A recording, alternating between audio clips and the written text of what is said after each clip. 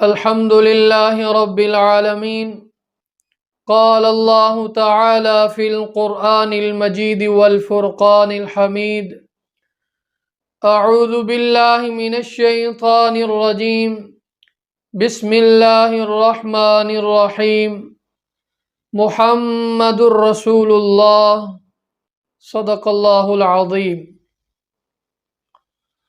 نبی پاک صلی اللہ علیہ وآلہ وسلم کے ذاتی نام دو ہیں، ایک محمد اور دوسرا احمد. اس میں محمد کو قرآن مجید فرقان حمید میں 4 مقامات پر لایا گیا ہے. ایک پارہ نمبر 4 میں وما محمد الا رسول، دوسرا پارہ نمبر 22 میں ما کان محمد ابا احد من رجالکم ولکن رسول اللہ وخاتم النبیین، اور دوسرا پارہ نمبر 26 میں والذین آمنوا وعملوا الصالحات وآمنوا بما نزل علی محمد، اور چوتھے نمبر پر وہ بھی پارہ نمبر 26 میں محمد الرسول اللہ والذین معہ اشداء علی الکفار رحماء بینہم. اس میں احمد کو قرآن مجید فرقان حمید میں ایک مرتبہ لایا گیا ہے. وَإِذْ قَالَ عِيسَى ابْنُ مَرْيَمَ يَا بَنِي إِسْرَائِيلَ إِنِّي رَسُولُ اللَّهِ إِلَيْكُمْ مُصَدِّقًا لِمَا بَيْنَ يَدَيَّ مِنَ التَّوْرَاةِ وَمُبَشِّرًا بِرَسُولٍ يَأْتِي مِن بَعْدِ اسْمُهُ احمد.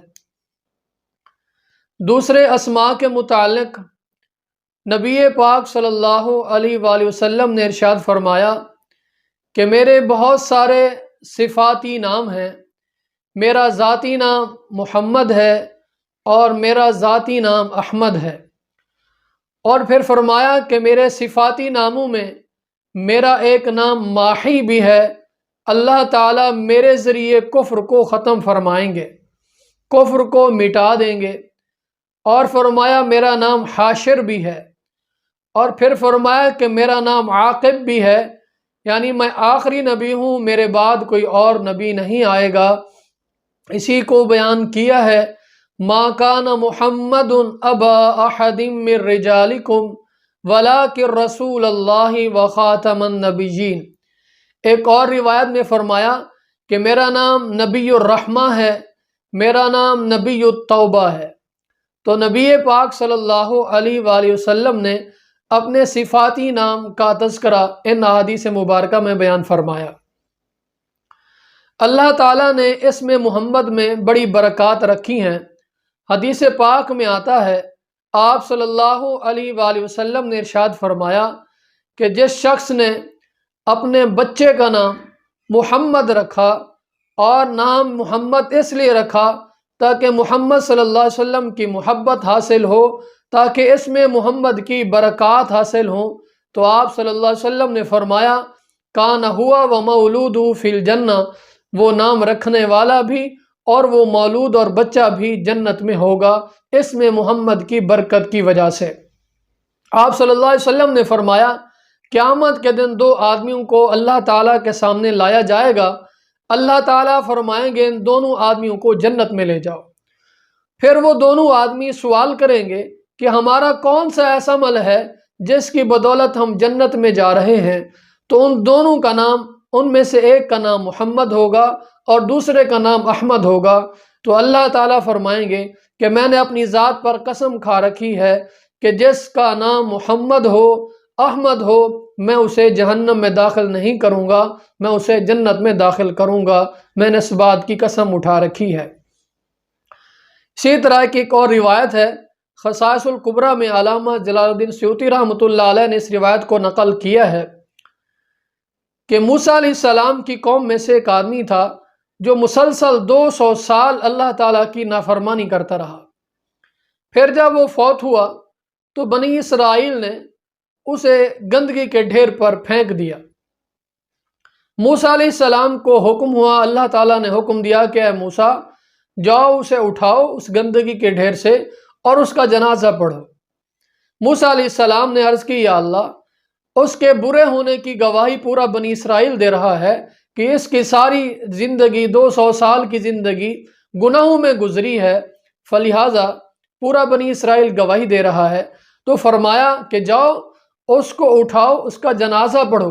بالکل واقعی ایسے بات ہے کہ اس کی زندگی گناہوں میں گزری ہے، لیکن اللہ تعالیٰ نے ہر برے میں کوئی نہ کوئی اچھی صفت رکھی ہوتی ہے۔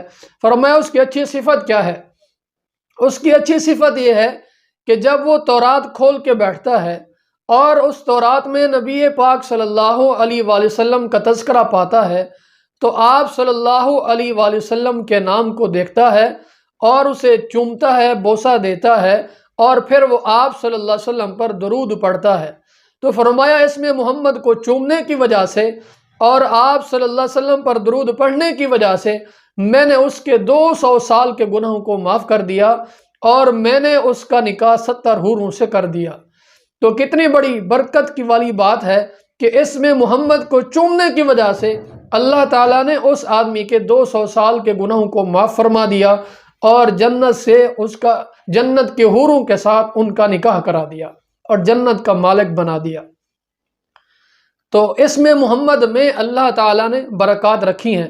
حضرت امام مالک رحمۃ اللہ علیہ فرماتے ہیں جس گھر میں محمد نامی آدمی ہو اللہ تعالیٰ اس گھر میں برکت کو زیادہ فرما دیتے ہیں، اس گھر میں برکتیں آ جاتی ہیں، اور وہ برکت صرف گھر تک محدود نہیں رہتی، اس برکت کو اللہ تعالیٰ 40 گھروں تک، ہمسایوں تک اللہ تعالیٰ اس برکت کو پھیلا دیتے ہیں۔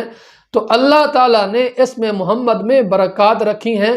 اللہ تعالیٰ ہم سب کو نبی پاک صلی اللہ علیہ وآلہ وسلم کے اسم محمد سے برکات حاصل کرنے کی توفیق عطا فرمائے۔ ایک روایت میں آتا ہے جس آدمی کے 3 بچے ہوں اور اس نے ایک بچے کا نام بھی محمد نہ رکھا ہو تو ایسے آدمی نے بے وفائی کی ہے۔